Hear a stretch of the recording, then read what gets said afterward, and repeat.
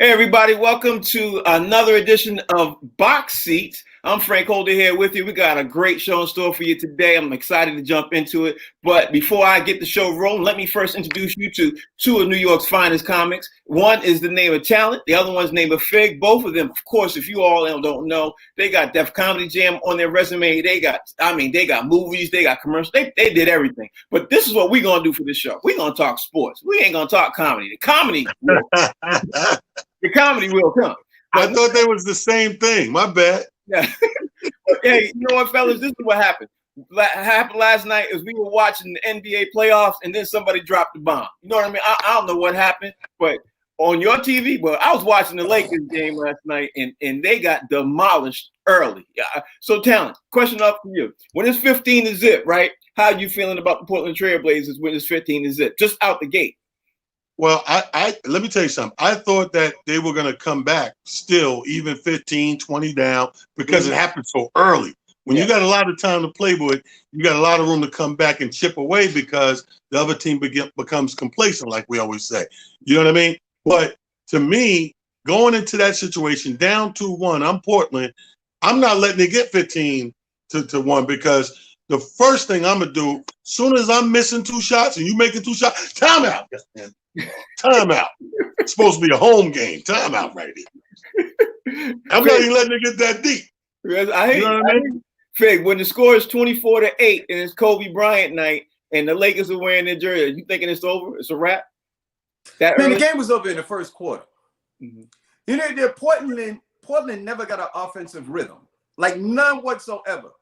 The refs took that away in the very first few minutes of the first quarter. Mm-hmm. They took away the offensive rhythm. They weren't going to let you get in no rhythm, no lather, nothing going on. They started blowing the whistle from the very – I was surprised they didn't blow the whistle at the tip and foul out Dame Lillard and C.J. McCollum right away. He said, all right, you two technical fouls out of the game. Mm-hmm. Right. That's the way it looked to me. I was like, what's going on here? Like, there was no hometown cooking. You know what I mean? There was no hometown cooking for Portland. The game was over in the first quarter. I watched it anyway because there was a hope in the back of my mind that those guys would get up them threes and start bombing, you know, the threes out of there and sort of get back in the game. But it never even got close. They was calling fouls on Hassan Whiteside. They called a foul on Hassan Whiteside, and he was on the bench. Right. They called a foul on the water boy, and it wasn't even water. It was Gatorade. It was Gatorade. Hey, Talent, when you was watching the game last night, Dame got hurt, man. Was you concerned, or was you saying, you know what, you go sit down and let's regroup for game? Because like you said before we got on, there is still a chance. There is still a chance. Well, let's be clear. These are professionals. You know, each team, no matter who's on the team, we're talking about professionals. So it's not a closed door. It just makes it that mountain that much higher to climb and get over. You know, you make your obstacle bigger than it needs to be. But I was like, I never went into the regroup thing. Being a ball player, I gave them all 3 quarters. Mm-hmm. You know, once into the 4th quarter, you start to say, okay, what else is on? I'm trying to tell you, I didn't. You know what I mean? Like, listen, I was holding out hope too, but when I seen the police come in and deport Nurkic, I was like, it's over. They deported him.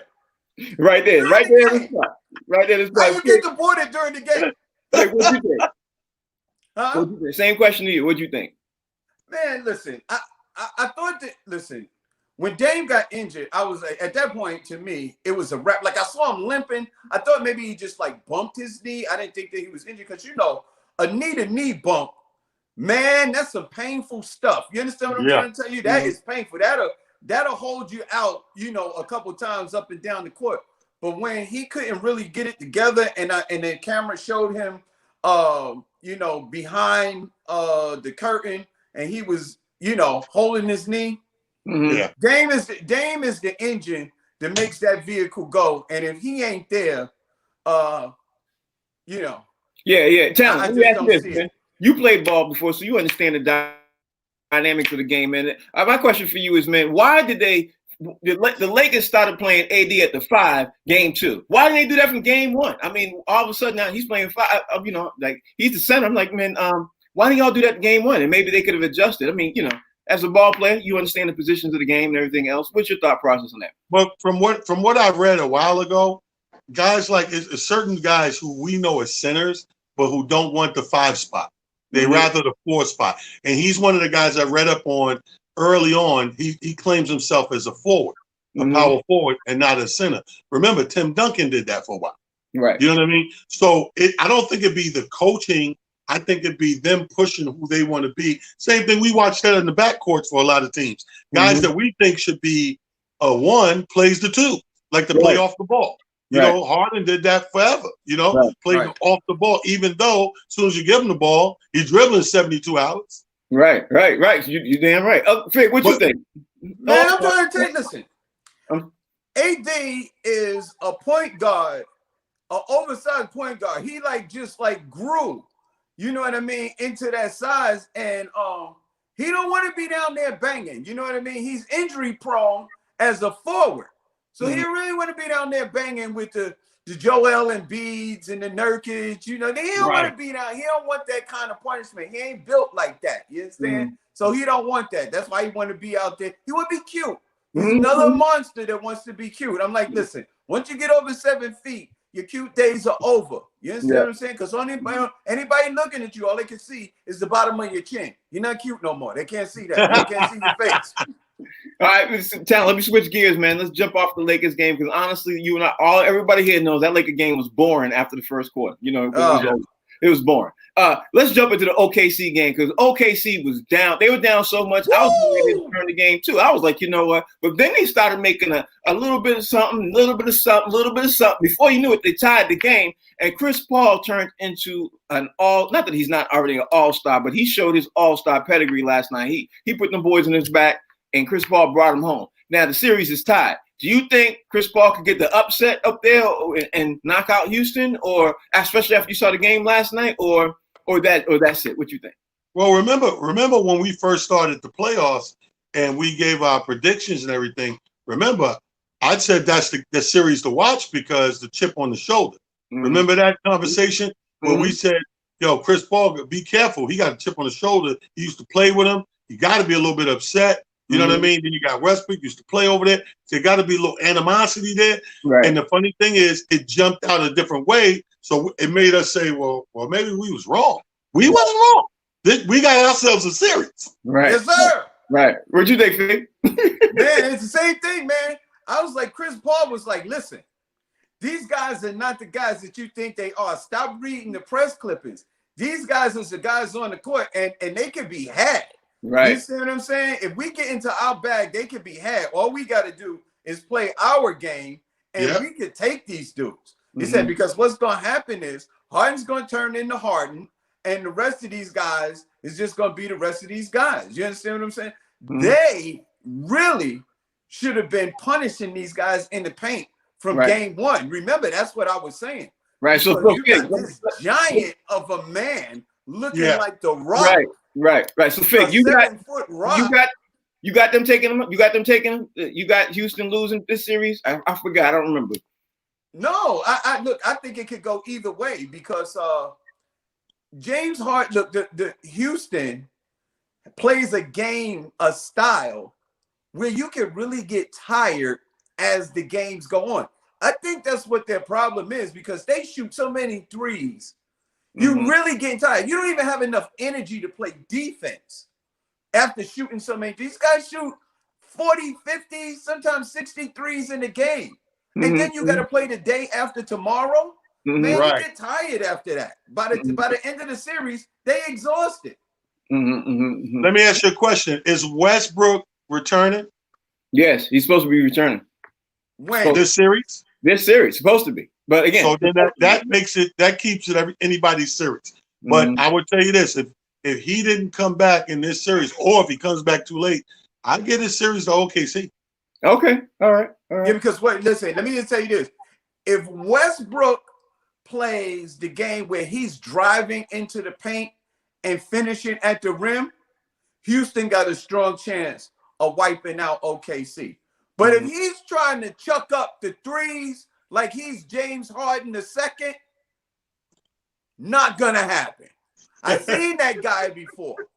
I seen his 3-point shooting prowess. He ain't got it. You seen that guy before, Fig? I seen that guy at the mall. You seen him? Yeah, I seen him. He chucking him up from the cheap seats, and he ain't got no aim. You know what I mean? Westbrook need to go out there with these. He need to wear my glasses because he cannot see the basket from the 3-point line. I'll say this. It seems that when they start shooting so many threes and they continue to shoot, and that's the reason why they let OKC in the game, because they kept shooting. They didn't go down low. I think they shot like 11 or 12 consecutive 3-pointers, and OKC kept going down. Boom, boom, scoring. But anyway, I want to get into another conversation before you go. Hold on. Before the next time, I said, a wise man once said, "You live by the 3, but you also die by the 3." Right. So let me ask you guys both of this. Moving on, Miami's playing last night, right? Miami ended up sweeping Indiana. Miami, everybody's picking this morning. Miami can possibly outtake and outdo Milwaukee. Let's just say that happens. Just to say that happens. Okay. I don't personally can see it, but it's possible. Talent. If that happens, does Giannis stay in Milwaukee or is he out? I think that. I think Giannis stays in Milwaukee no matter what. Okay. I don't think the outcome of what happens this year is going to happen. We got to realize something. Even though we're big, avid fanatics of this game and we're watching it right now, there is a huge constituency that's watching that's chalking this up to COVID.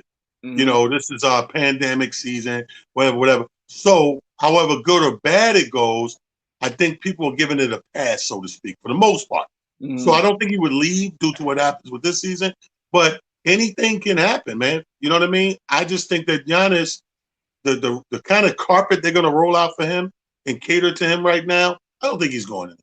Okay, you don't think he's going to? So let me just ask you one more question before I throw this to Fig. Do you think Miami's going to take out Milwaukee, or you think Miami's going to roll and get to the finals, Eastern Conference Finals? I normally, me, I picked Milwaukee. But now that watching these last games in this series that Miami just closed out, Jimmy Butler, you know how we talk about something about the haircut? His whole face is messed up. He didn't take a razor to nothing from the shoulders up. This dude is straight Neanderthal basketball right now. Yeah. I'm not betting against a Neanderthal. That's how the Vikings took over. People underestimated the Vikings back in the day. I'm not underestimating this man. This man won't shave.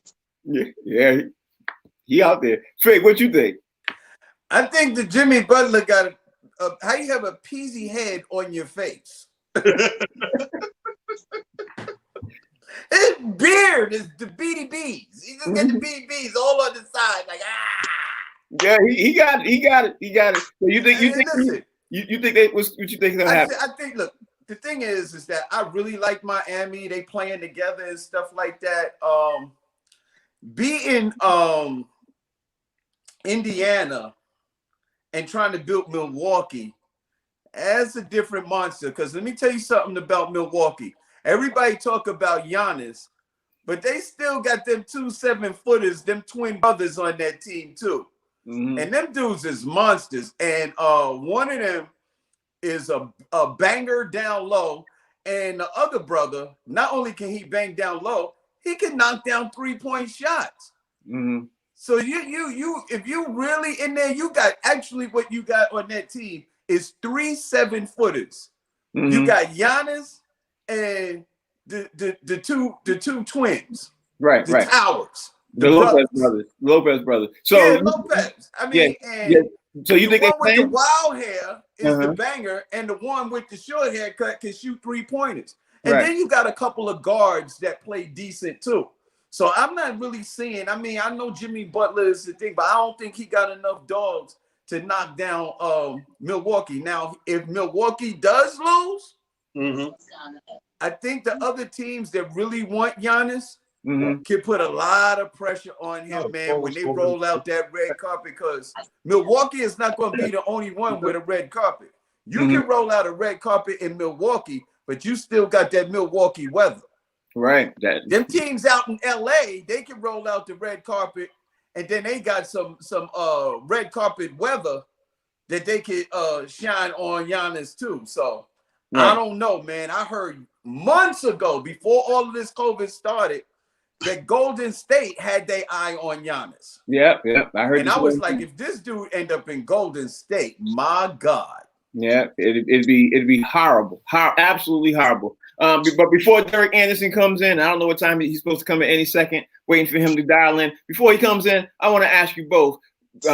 Brent Brown got fired yesterday by the Sixers. So Yes, tell he me. did. Yeah, it's what we expected, right? It's not like it was not expected. But Bruce Bowen got on this morning on television on a couple of things I heard, and I heard a couple of local sports talk, right? That everybody who was talking, and when Bruce Bowen opened the door, he said this. He said one thing that made me go, you know what? This brother's right. He said we need to hold the players accountable because the players right now are the ones who's losing. And then also he said something else that was really interesting too. He said that, you know, the weight issues have to be an issue up there. Oh, well, it looks like we got somebody else who's coming in. Maybe he can chime in on this. He, you know, to say all that to say, if it was under another coach, you know, he wouldn't have come in, you know, this year or maybe last year out of weight, out of shape and everything else. Right.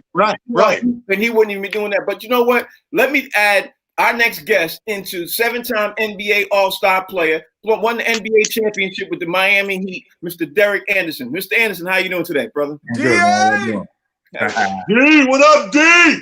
Good with you, brother. Everything good. Derek, I got to ask you, I got to jump right into this, man, because we're talking about Brent Brown getting fired and everything else, and we're going to jump into another couple of questions, but there's one question I want to ask you before I even jump into that Joel Embiid question. I want to ask you, behind the scenes, you are an NBA player. You play for 7 different teams. Did Jimmy Butler leave because he knew all this mess was coming out and everything else? Maybe he could see what's going on because, you know, as an NBA player, I'm assuming, you tell me if I'm right or wrong, you could see a storm brewing coming down. You could see, you just say, you know what, I'm out or I'm going to stay. What's your thoughts on that? I think he saw it coming. There's no way for him to leave a situation when you were that close to even getting to the finals. You know, if Kawhi didn't hit that shot, now they going off. You know, they got an opportunity to succeed. So, like, you being that close to the championship, you don't leave unless you know that was like the run is over. Right. Like, when people talk that writing on the wall, you're like, man, this is it. They gonna go downhill. We got lucky to get this far. You know what I mean? Yeah, man, that situation, like, man, I can't believe we made it this far. But I like I played with Portland, and man, we had some of the greatest talent, but our teams didn't mesh. The coach wasn't perfect for us, wasn't, and you could see the writing on the walls. Like, if we don't make it this year, it's over. So I think Jimmy saw that. Right. So Joel Embiid was supposed to be held accountable this morning. You know, a couple of players, ex-players like yourself, came on all kinds of sports talk and everything else. They're saying he needs to be held accountable, and Brent Brown shouldn't have been fired. Now, before I let Talent and Fig ask you the next couple of questions, I want to ask you, man, how do you feel about that? Because honestly, I think Brent Brown's a great coach. I think he should still be there. But let's be honest. But in today's NBA, the coaches are held accountable first before the players. Yeah. What's your thoughts? Well, it's different, man, because I had mixed emotions about Coach Brown. Like, I was watching one game, and he had dude fronting the post with no help weak side at the end of the game. And I'm like, if you're a coach, you should be screaming, no, like, and then he would draw up good plays, but then you got a point guard that you got dribbling who's 6'9" on a 6-foot guard, and you don't post him up. Right. Like, when Simmons had mismatches the whole game, play out of the post, you put Embiid up so the big guy can't block the shot. Now, if he shoots a 3, it's a reason why he's shooting a 3. It's not him just coming down to 7 feet with a bunch of moves and shooting threes. To me, I was mixed emotion. I thought he had good sets, but I didn't think he was a good adjuster. Coach that knows how to adjust, which is like 99% of bad coaches. They can't adjust. They can get you on a piece of paper. They can run over a set that they didn't stole off of other teams. And so for me, it's like I didn't think he could adjust well, but it's still what we talked about, the players being accountable. If your coach doesn't demand something from you, the players aren't going to do nothing. They're going to do exactly what they want to do. This is like AAU basketball in the NBA right now. So, Oh, wow. Let me ask a question. You know what? That Go rolls ahead, into my question. The question I had, we was talking early on when we first started with this bubble thing, and we're seeing a lot of standouts that we didn't expect to see. We're seeing a lot of usual suspects. We're seeing some usual suspects night in, night out, not putting up consistent numbers.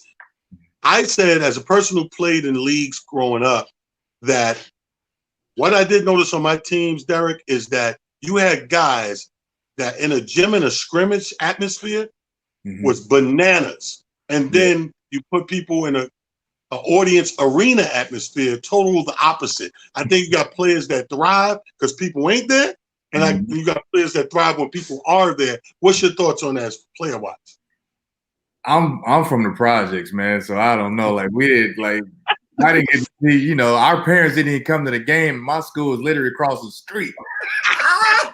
Like I'm talking about, like the parents would be sitting outside drinking, smoke, like everybody be outside barbecuing, and we in here hooping. Like our parents ain't screaming. You don't hear them talking about my parents. Like, so we grew up with no crowd. Our school wasn't like that. Like when we first saw a crowd, it was mostly the other fans, which was usually a different race fans. People, they started when they bust us. It was like, okay, so now our fans can't get here. It's too far out. And then when you go to college, most parents can't make that ride or get there. So you had a different fan base then. So for me, I don't think it's a problem. I played in the Rutgers. I didn't have nobody from Kentucky or Michigan to support me. Hoop. A hooper gonna hoop. Like it is what it is. Like I don't need no fake people in the crowd. I don't need no sound system. I just go out there and just hoop. That's all you do. So it don't matter for you, but you've seen those players before. Yeah. Like, can you imagine playing in the Rutgers and somebody, Kentucky, baby? You be like, you gonna hear it, right? You're like, what? Right, like what? I lost the ball. I'm like, who was that? Yo, I want to go back to the Sixers thing, man, with the coach. The thing I know, like some coaches are good at X and O's. Yeah. And then you have coaches like back in the day when you coach, the team followed the coach because he was the coach.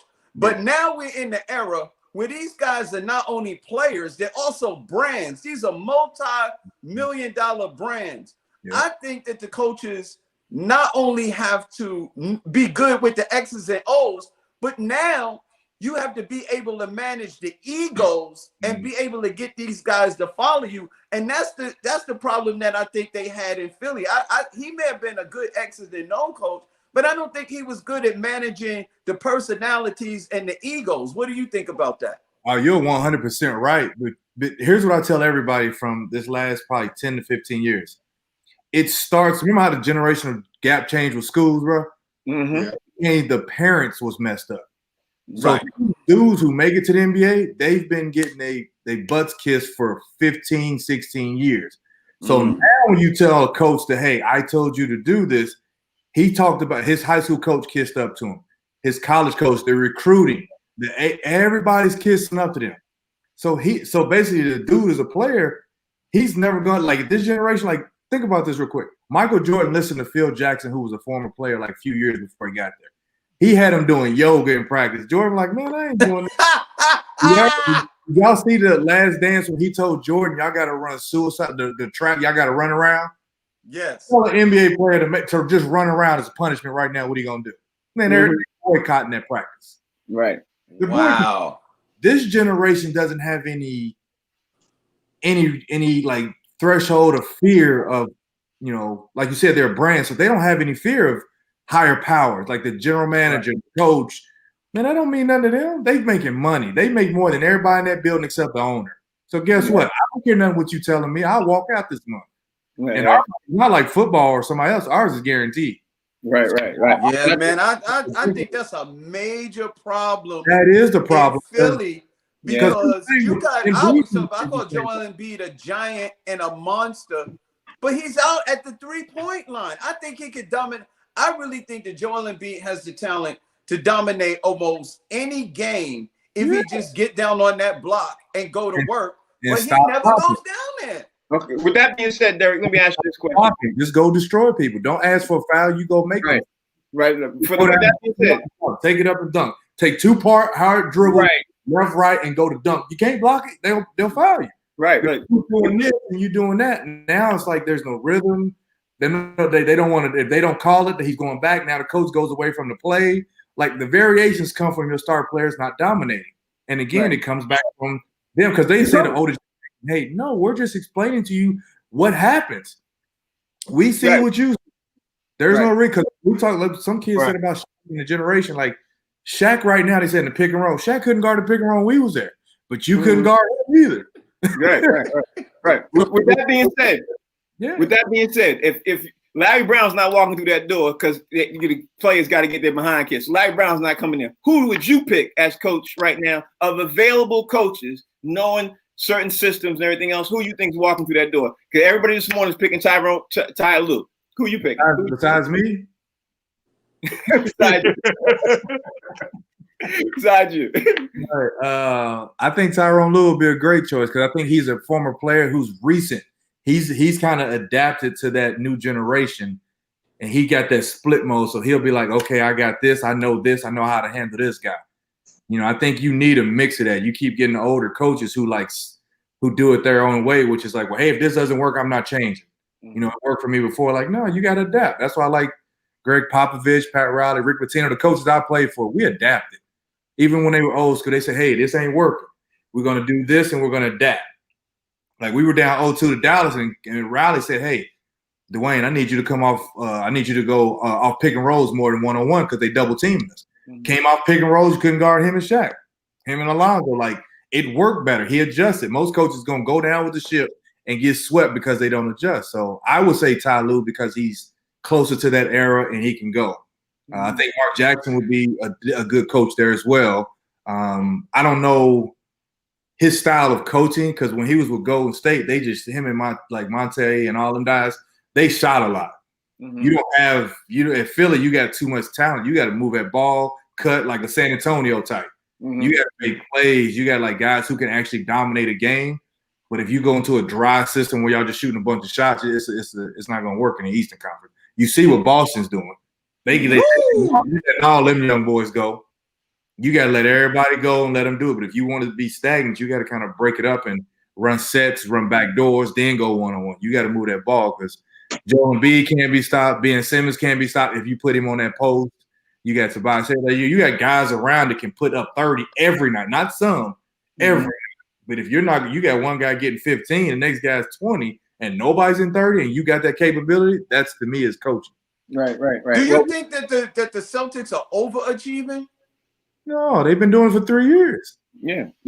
I've been trying to tell him that. And he ain't listening. I've been trying to tell him that for 3 years. I've been trying to tell him that. Who you got winning the NBA championship before you wrap up and you roll up out of here? Because we promised you 15 minutes. So I'm good, man. I got time. I'm good. Oh, okay. I love it. Who you got winning the NBA championship? We're at the barbershop and I'm done. Come on, let's go. Yeah.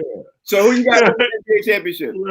Man, it's hard, but I think when somebody talked about this, the barbershop, funny, they said, man, you think the Lakers will cover? I said, man, Lakers going to beat them by 20 points because they felt that they were embarrassed. If it's a close series, they'd be okay. But when they feel embarrassed, the Lakers are old enough team that they turn it on. And look what they've been doing. So I just think that they turned it on, and the Clippers, I don't know what they're doing. But I had the Clippers thinking defense could beat the Lakers, but it looks like the Lakers just on a roll right now. It's like it's going to be hard to beat them. And to me, Giannis and those guys, they're picking it up now. They could actually beat the Lakers in the series, but I would take the veterans at the Lakers to beat to win it all. Wow. Okay. Talent, you got a question for him? Yeah, I just love D. DA is crazy because it's funny. What's becoming a running joke on the show is when Frank try to wrap up, the interview segment, and we get real brothers like yourself. No, I'm good. Go ahead, man. Good, yo. What up? That's you get the girl over the crib and you trying to get rid of the girl, but this is her whole night. She made it whole. You're like, all right, where I'm gonna drop you off at? No, I ain't got nowhere to be. Are you hungry? I can cook you something.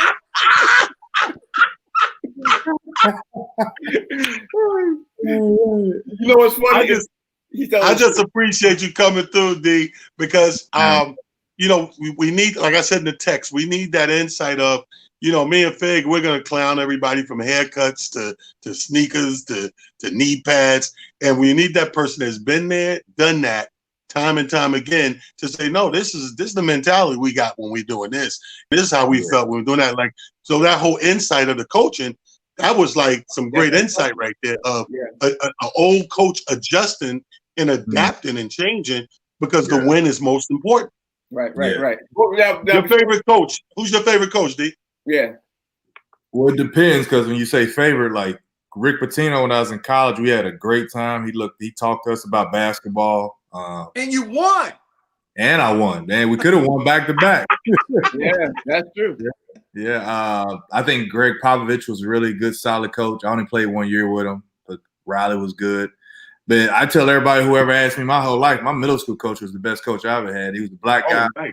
Wow. He told me, like, we had Daryl Griffin's son was on my team. So we had like high jumper. We dunking in middle school, throwing alley-oops. Like we were just freakishly athletic. Wow.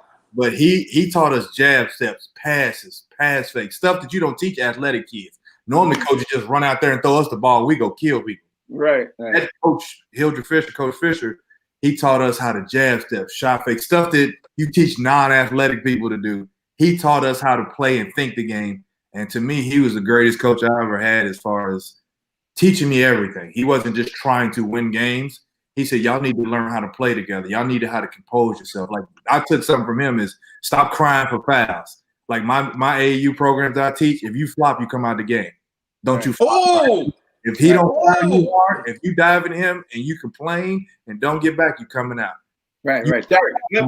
You can't. You got to play hard nose, brick city. I'm coming at your throat. You come at mine. I foul you, slam you to the ground. But I tell them to go down, help them up, say good move, dude. But you ain't there. But we ain't pumping our chest, stepping over you either with arrogance. You teach them. That's how I grew up. Like dudes would knock me down, and knock me to the pole. You are a young fella. Come on, let's rock. Right. Well, thank you. I love Rick Pitino. How dope is Rick Pitino though, yo? Like we had him in New York, and the dopest thing. This is when I knew he was kind of a real dude. I was hosting Mark Jackson's birthday roast, and all the classic Knicks are there. Some of the Indiana Pacers, and the Davis boys and all that. But the funniest thing when Rick got up to speak, so Rod Strickland's in the audience. And he said it was great. It was a pleasure to coach Mark Jackson. He's the constant professional. He show up. First dude in the gym, last dude at the gym. And he said, total opposite of Rod Strickland. He said, Rod Strickland come to the practice from the club. He said, Rod running a scrimmage, call a timeout to throw up and check ball and come back to the scrimmage. That's Rick Pitino. He'll tell the real. That's hilarious. Hey, Derek, thank you. I got to get ready and invite my next guest in. But Derek, before you roll out, can you please tell everybody else what you're doing right now and how to follow you, and so we can stay in tune. And we got to have you come back again because I got about 10 questions I didn't even ask you, bro. So we got to have you come back again. We ain't got enough time. But what are you doing now? What you up to? How can we follow you? I've been coaching for a couple of years, trying to get these kids mental capacity, getting their mindset. But I also run a stamina school where I teach kids common courtesy, people skills, life skills. Different than you getting a job is you saying yes, sir, and you saying yeah. You coming in there, you ain't got to have great clothes, but you got to have a personality, your attitude. People will hire you if they like you. So we got to work on our kids' attitudes and their common sense values. So that's what my school and that's what I'm doing. And Stamina Foundation is where I'm at. Okay. How can we follow you? How can we follow you? That's beautiful. StaminaFD.com. That's where I'm at. One time. StaminaFD.com Foundation. Thank you, Derek. We really appreciate you. In case you man. In case you all tuning in right now, that is Miami Heat champion, 7-time NBA All-Star champion, Mr. Derek. I got you, baby. Thanks, Derek. We appreciate you. Praise, baby. Respect. Good job. All right, now you all heard the conversation. That was Mr. Derek Anderson, and he, like I said, 7-time NBA. He won the NBA championship with the Miami Heat. He was on 7 different teams. He was a journeyman in the league in some respect, but he played on a lot of good teams. He also won in college too, Frank. Yeah, of course. But the thing is, when he won the championship with Shaq and oh my God, yeah, D-Wade. That was a phenomenal year. That was a phenomenal team. But anyway, that team was amazing. Gary Payton on that team too. Yeah, that team was amazing. Right. So, but we always got to keep the show going on. We always like to bring the funny. So let me introduce everybody out there to Mr. Lamont King, comedian extraordinaire, radio host out there, and everything else. Mr. Lamont King, how you doing today, brother? How's everything? What's good, fellas? Can y'all hear me? All right. What's good? We can hear you. We can hear you. Am I choppy? Because it's chopping on my end. Yeah, your Wi-Fi suspect, bro. They're gonna roast you in a second. Your Wi-Fi. They ain't roasting shit. I'm about to go on my laptop. Let me hit y'all back. They ain't roasting the goddamn thing. That's my boy right there. He did exit Oh, out. He jumped out. He's like, I'm gonna get my laptop. He I said, like I'm going to get my Y'all ain't gonna laptop. roast me. Ain't gonna have it. Ain't gonna happen. Ain't You know gonna what happen. You know what that is, Tally? He saw the last episode. He saw that episode. He's Yeah, that's my dude. That's my dude right there. That's we did a lot of work together, This man. You know, we episode radio. right here. He saw that one. He's like, nah, that's not gonna happen. Yo, that was a great guest though, Derek Anderson. You know, we gotta bring him back again because Yeah, man, a lot of insight. Insight. Yeah, And, you know, he's a good dude. He's a general, all around good dude. He does a lot of community work, a lot of foundations and stuff. Like we actually got tight at an award presentation. I was hosting, and they had to present him with a community award, Determined to Educate Foundation. Gave him an award for all of his achievements and everything. And that's when I learned all the extra stuff about the brother. I was like, wow. Like if you ever hear, he has a story when he speaks to the kids and he tells his story, dude, blow your mind that this guy with this story made it to the league and became this champion. Like I'm talking times when the brother was homeless in school. And because he was a good ball player, you know, he slept in the gym and the janitor knew and just let him rock out, you know, because all types of stuff that there's no way he should have ended up where he was, but he did. Perseverance. So his story's amazing. Right. You know, had, shout no out to Derek idea had no idea he was trying to even be a coach. I mean, I didn't even know that because you know. And one of the things that he said it started real early is that when he was playing ball, his parents, his mom and them was across the street getting drunk, playing spades. They wouldn't even come to the game. That's hilarious. All right, Lamont, we got you, man. You in the show. In case everybody didn't know, Lamont also has a show.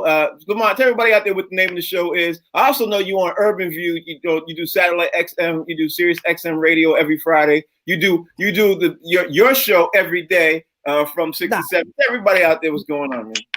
Nah, man, damn all that. First of all, Frank. Yes, sir. Frank, let me give you your roses, man. Salute to you while you still here.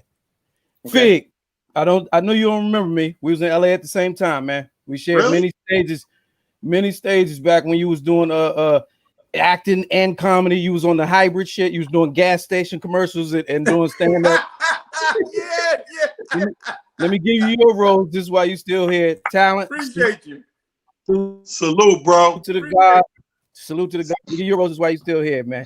So good to see y'all, man. Good to see y'all amongst the living, man. That's real shit. And I'm on I got a show called Let's Go Live every day, Monday through Friday, 6 to 7 East Coast time. It's a digital stream, man. It's trending topics, hilarious commentary, celebrity interviews, and interesting people. That's how we building. So it's running on Humor Mill TV, thanks to Frank. So that's what I do. And also like that. Yeah, Karen Hunter. I'm on there every Friday, celebrating my year anniversary with Karen Hunter on Sirius XM Urban View 126. So I'm out here, man. Man. Now let's jump into the questions, bro. We talking NBA playoffs and everything else. Talent got Portland winning the whole thing. Fig got Clippers winning the whole thing. I got Clippers. I want the Celtics, but I got the Clippers, man. Who you got winning the whole thing? NBA playoffs. I got COVID in 4, man. It's easy. It's an easy win, man. COVID in 4. The sweep is.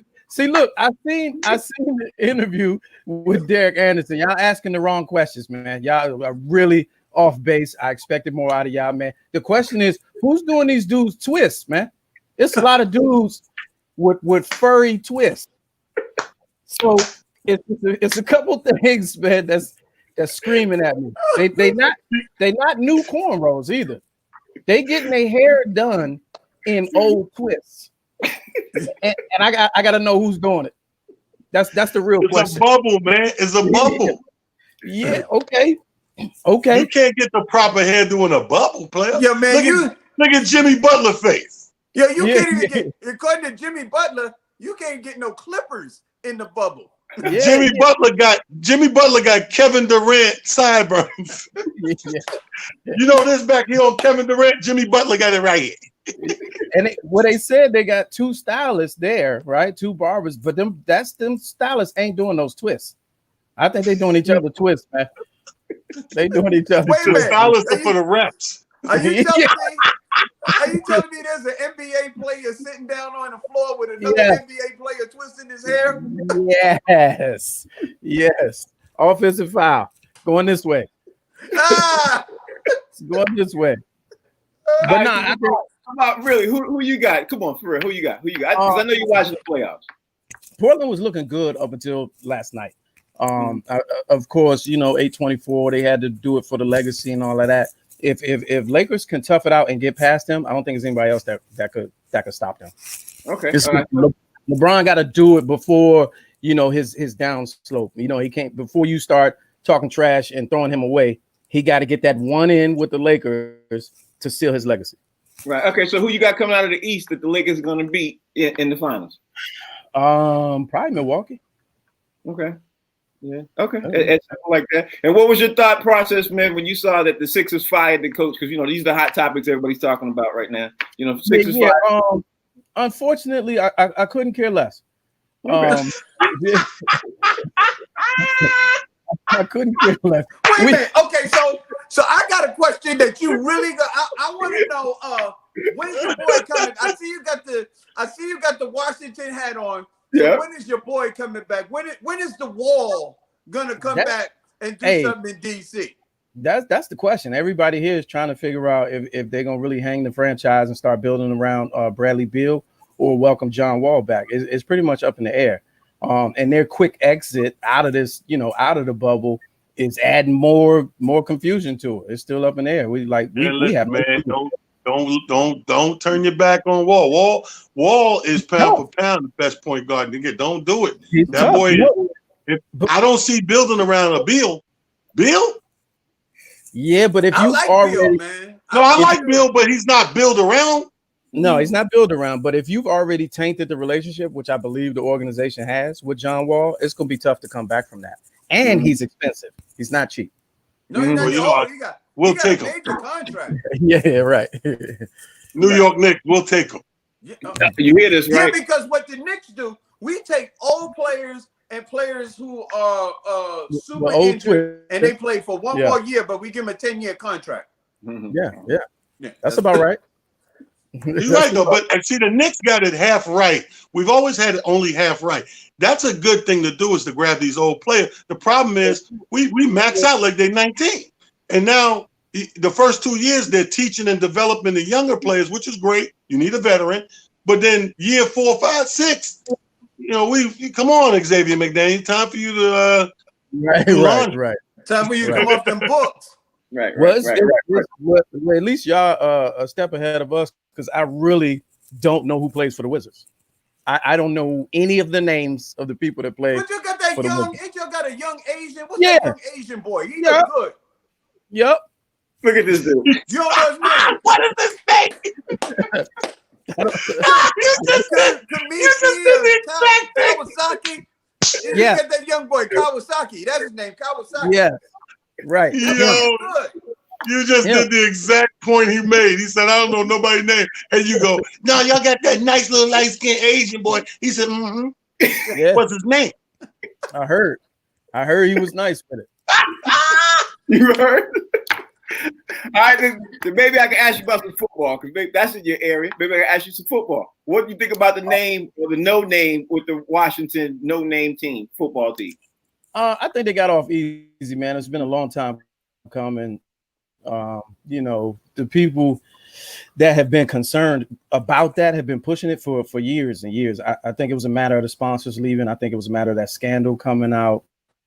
And then they got hit with a curve where they're dealing with right now. The dude that squatted all the names and bought the license and the trademarks for all like 24 names. So they in court with him now. So they just holding up the process. But people, a lot of people talking shit about that. But if you remember and do your Googles, when the Wizards changed from the Bullets, they were nameless for 18 months. Really? So it's still early.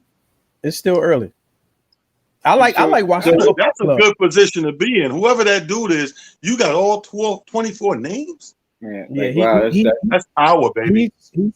He squatted like Red Tails, Red Hooks, Red Falcons, Red Claws, Warriors, the Washington. He like 18 names that Daniel Snyder was really looking at. He owns, so they're in court with him now. So he winning. So what's the local word? Because I know you all being local. I know you hear all the word about what the team name possibly might be. So did you hear anything on what it could be about? People a lot of people here like the Red Tails. It's salute to Tuskegee Airmen. The Tuskegee Airmen, yeah.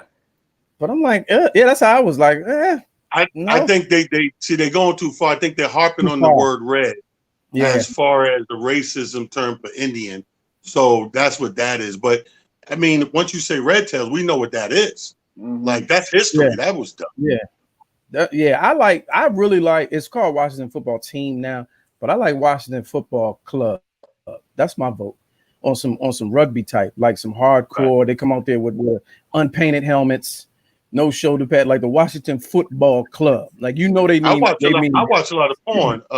Lamar, I watch a lot of porn. The Washington Ron Jeremy. Too long. It's a little too long. Pause. It's too long. Pause. It's disrespectful, man. It's disrespectful. I'm gonna tell you why.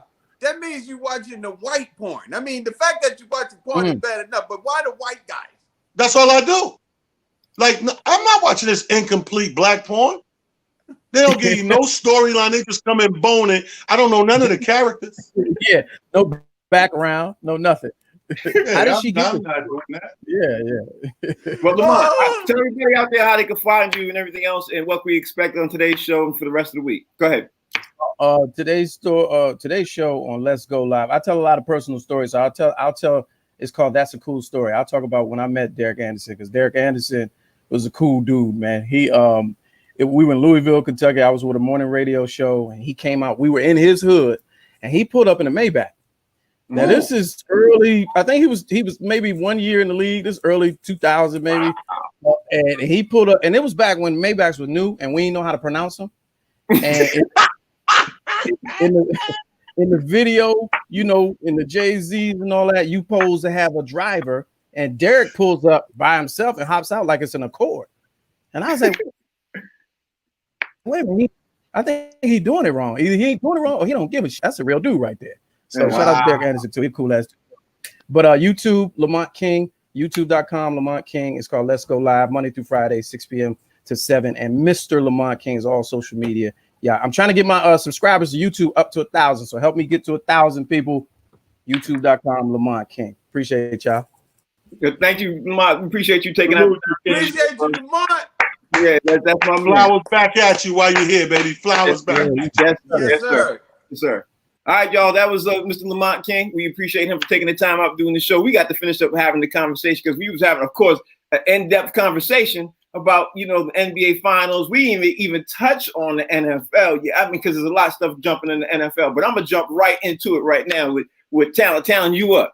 Everybody's talking about Tom Brady getting ready to have the most monstrous season of all time with the Tampa Bay Buccaneers. He's supposed to have a whole squad down there. I swear, I'm already hating this. But if I hear one more person come out and say he's gonna have the best season of all time, I'm just gonna lose myself. What you think, Talon? You think the Tampa Bay Buccaneers, you think first year Tom Brady out of this whole system, out of 21 years, going to come down there with the new coach, and you think he's going to put up monstrous numbers? And what you think's going to happen when he gets down there, Tampa Bay Bucs? Well, I'm going to get, as much as I'm anti-Tom Brady his whole career, being a New York Jet fan, I will respect his football IQ, right? Mm-hmm. And I will say that this man he's smart enough as a businessman part of the game to be smart enough to pick a team that has the personnel to do the numbers and the wins that he needs to do to compete. Mm-hmm. And I think that he knows something that's clear on paper, but I think he even knows a little more than we know. And I think this is going to be a hell of a year for Tom Brady. For some reason, my gut's telling me that. I'm happy because it's Tampa, and I got family down there, so I got some tickets and all that. But wow. What I mean? Mm-hmm. Yeah, but I think that I respect his IQ of the game. And I think just going off my gut feeling and what he already knows, I think he's in for a hell of a season. Okay. All right. Fig, what you think? I think he did pretty good last year with Winston, man. I mean, he threw for over 5,000 yards and 4,000 interceptions, which probably was the reason that they didn't go anywhere. So with Tom Brady in there, the thing that I'm thinking is that I think he got the personnel to do very well. The only thing that I'm a little concerned about with the Buccaneers is they never really had a decent offensive line, mm-hmm. which kept Winston on the run most of the time, and probably a good reason why he was throwing that interception trying to get rid of the ball. So I wonder with Tom, with his immobility, you know what I mean, at such an old age, is he going to be able to get enough protection from that line? You give him enough time to do what Tom Brady does. Because he ain't no runner and he ain't no scrambler. The only thing Tom is scrambling at this age is eggs. Well, I put out the question out there. I put out a couple of things out there for a couple of people to dial in and tune in. And let's see who popped up today to be able, because, you know, every day we also trying to institute where we can have people call in and see what they want to say, whether they agree or disagree with either one of the hosts, or even if they agree or disagree with one of our guests and everything else. Let's see who pops up. And, it's Stack again, y'all. This Stack is back. Stack is back. We're back with Stack. Okay. Yo, Stack is back, man. Stack is back. So, Stack, what you got to say? Did you agree or disagree with anything that Talent or Fig said? Because you know I'm gonna give you your time. I'm gonna give you You know what? As far as the Redskins go, yo, I feel what old boy was saying about how, you know, it's still early. It's still early. You know what I mean? There was something Talent said that pissed me. You know, Knicks fans just always piss me off. So like I get it. You know, I told open up them eyes. Hopefully y'all general manager could open up his eyes. You know what I'm saying?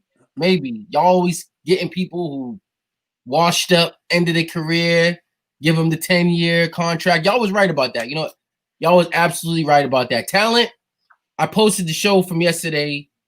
A young lady who I'm really good friends with, she said that y'all would look really good together if y'all got together.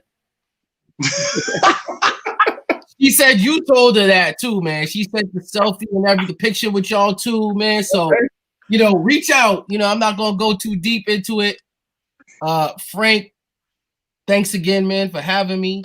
So you agree with everything or disagree that they saying? Because it sounds like you ain't saying nothing yet about that. This is my issue. Milwaukee. Why y'all give Milwaukee such a pass when they haven't won the East ever? Like recently in our life, well, my lifetime at least. Why y'all giving them a pass? Okay. I want somebody to tell me. Is it just because like that's what you heard on ESPN? No, because Giannis is a bona fide star right now. And right. Before he was coming. He was just coming along. I mean, he was very young. I mean, Giannis ain't been in the league that long. Let me say, listen. You know what the thing with the NBA is? We're in an instant world. We want everything overnight.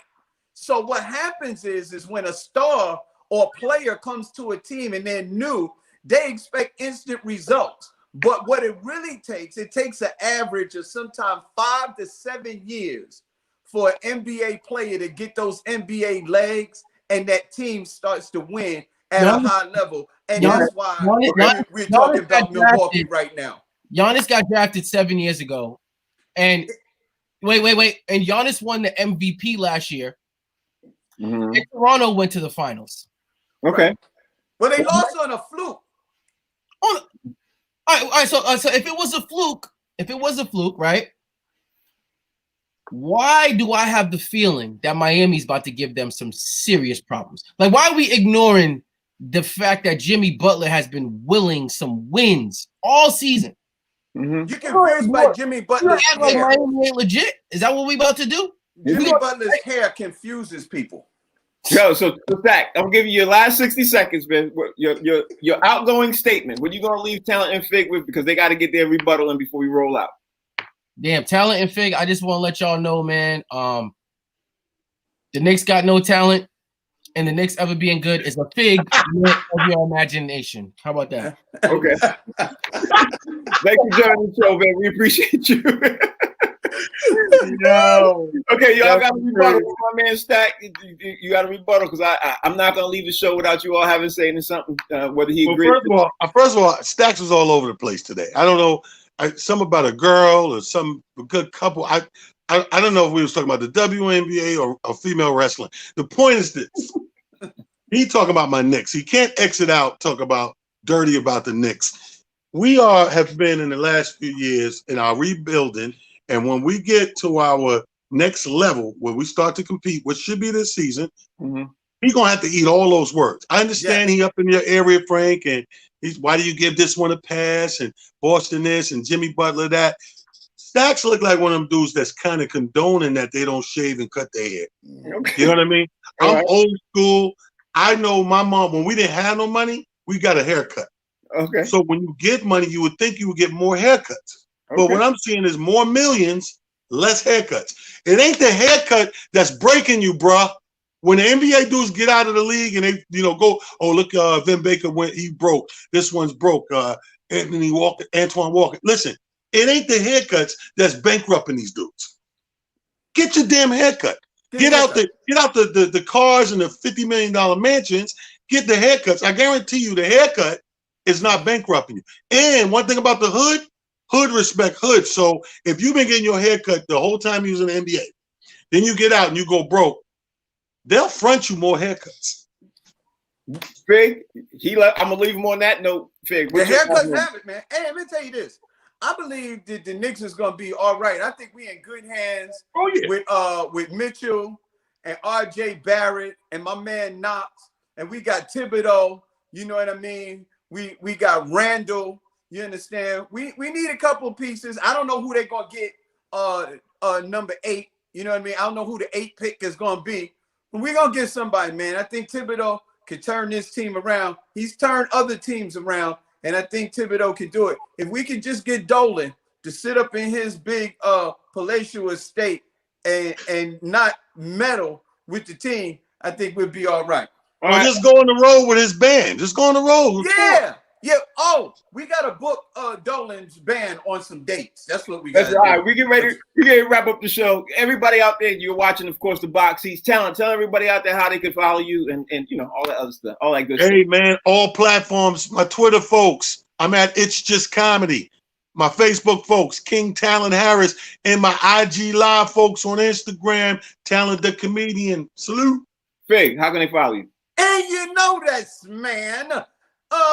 We got it right here on the bottom of the screen. It says Comedian Fig. That's on my social media platform. We got Twitter, we got Instagram, and we got the Facebook. Comedian Fig on all social media platforms. Hey, Frank, how can we find you?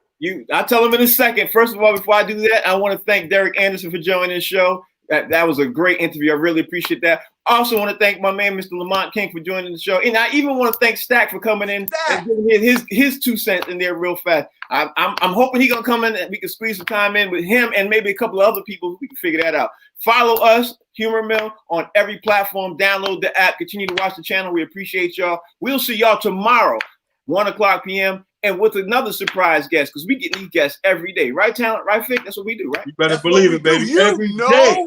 That's what we do. We'll see y'all tomorrow.